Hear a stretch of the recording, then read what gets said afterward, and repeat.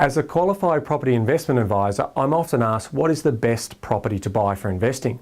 Well, that's not necessarily the best question to ask. The first question we should be talking about is, what is the best location?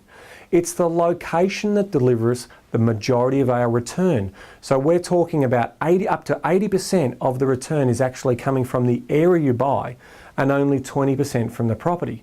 And the reason for that is things like income, it's about amenity, it's about all the lifestyle drivers that area is delivering me. And I'm going to pay a premium to get into that area, as opposed to the property. In some cases, people will actually pay a premium for the property they're buying, even if it's an inferior property, because it's getting you into the right area. So it's really important to understand the area we select is going to give us the majority of our returns. So if you're looking in your own backyard in your own city, that might be the wrong thing to do. In fact, you might get a better return by looking in another city where that pent-up demand is going to give you an overall better return on investment.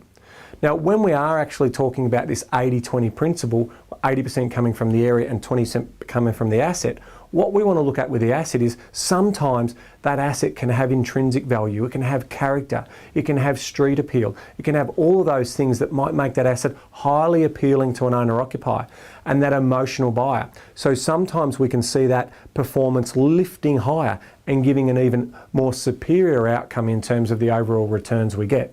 But just remember, the modelling of this question is around area over property as opposed to houses over units. You'll always get a better return when you pick the right location.